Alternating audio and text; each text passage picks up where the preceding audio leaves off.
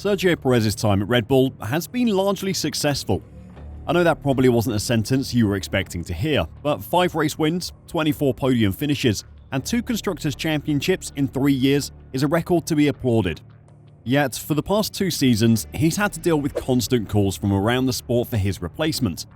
Suzuka may have been a disaster for him, but does Checo really deserve the treatment he gets? Or is he fulfilling his role to perfection? And how does he feel about his time at Red Bull? Today, I'll answer all of that, so let's get started. Sergio Perez described his Japanese Grand Prix as a disaster.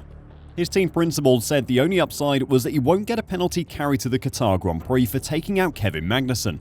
That isn't entirely true though. Perez qualified 5th on the grid, making his 4th Q3 appearance in 5 races. The only one he missed was in Singapore, when even his teammate Verstappen couldn't make it out of Q2. Perez is re-finding his form after his big slump following the Miami Grand Prix. Despite his rocky mid-season form, Checo is doing what is required of him by Red Bull.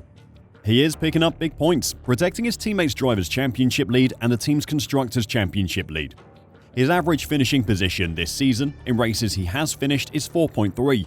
Take out the horror show that was Monaco, the average is 3.5. In 2022, it was 3.2. Let's compare that to perhaps the greatest Formula 1 wingman of all time, Valtteri Bottas. Their situations were very similar. Both were in a completely dominant car, and both had a teammate that was a generational talent. Both were strong midfield drivers with podium finishes before moving to a top team. In Valtteri's first season at Mercedes, in 2017, his average finishing position was 3. In 2018, it was 3.9. In 2019, it was 2.7. 2020 was 4.3, and 2021 was 5. So over the 5 seasons Bottas was in a dominant car, his average finishing position was 3.8. Perez's average finishing position over the 2 seasons he's been in a dominant car is 3.8. Were people calling for Valtteri Bottas to be fired? Were they saying that Lewis needs a driver alongside him who can challenge him for the title? I don't remember. They probably were. But what I'm saying is that Perez's performances are comparable to one of the greatest Formula 1 wingmen of all time, and he's doing exactly what Red Bull needs from him. There is another parallel that can be drawn between the two. Both are suffering from the effects of driving alongside one of the best Formula 1 drivers the sport has ever seen. Fred Vasseur put it perfectly when he hired Valtteri Bottas to drive for his team at the time, Alfa Romeo. Speaking about Bottas, he said, "It's not an offense to Mercedes that he was always in the shadow of Lewis. But when you're in Mercedes, you are in the shadow of Lewis. When you're in Red Bull, you're in the shadow of Max. And if you look under the drivers alongside Max, the last 10 years or 6 years, it was Gasly, it was Albon, it was Perez. Perez probably did a better job last season than this season. It's a very, very difficult position, and the situation to be the teammate of Max or Lewis, and I think for Valtteri, it wasn't too important to be considered as the leader at that. Being a teammate to someone like Max and Lewis is incredibly challenging. It's mentally exhausting. All Formula 1 drivers believe they can win at any point. They have to have that belief in themselves because of how on the edge they are when racing. Just a second of doubt in a Formula 1 car, a momentary lack of belief, and you can be in a barrier at 200 kilometers an hour. If you're in a situation where no matter what you do, you can't beat the guy alongside you, no matter how hard you train, they are always faster than you. That will shatter your confidence and have an effect on your driving and your mental health. When Bottas left Mercedes, he was very open about the fact he struggled to cope with the pressures of driving alongside Lewis. He said that being beaten no matter what he did affected him. Look at him at Alfa Romeo now. He's a completely changed person.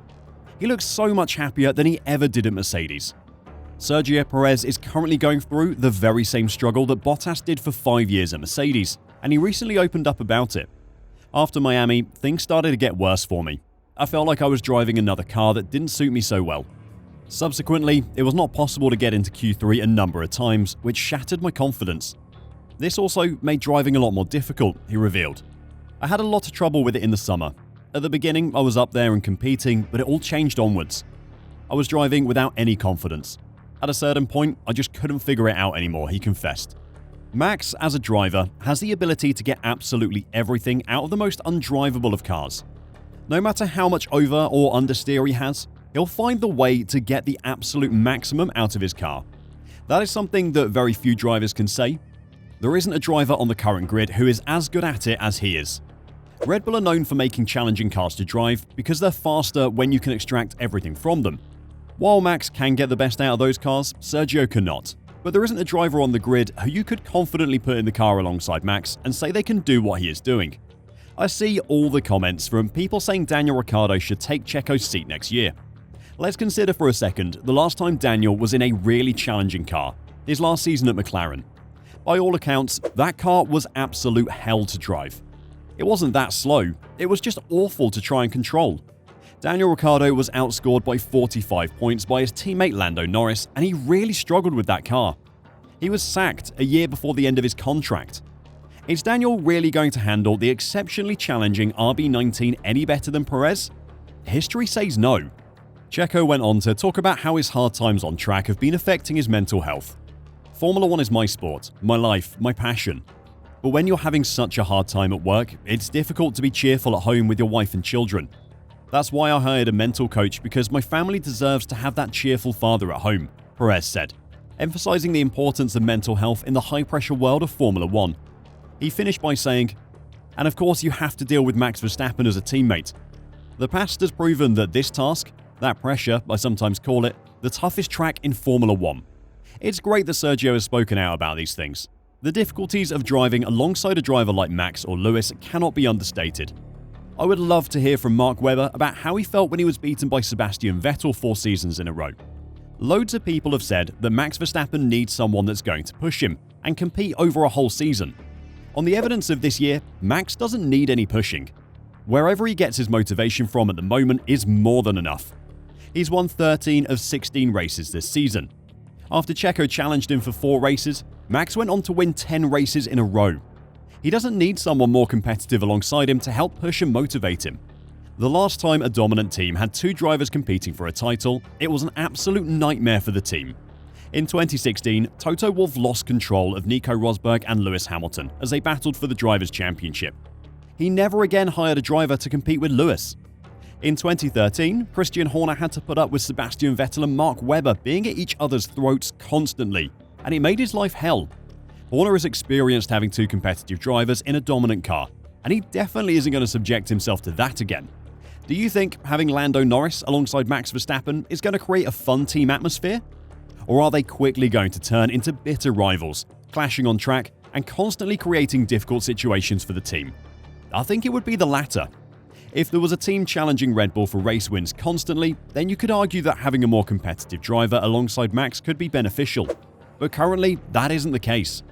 Red Bull are far better off with a dedicated first and second driver, and Checo is fulfilling that role perfectly at the moment.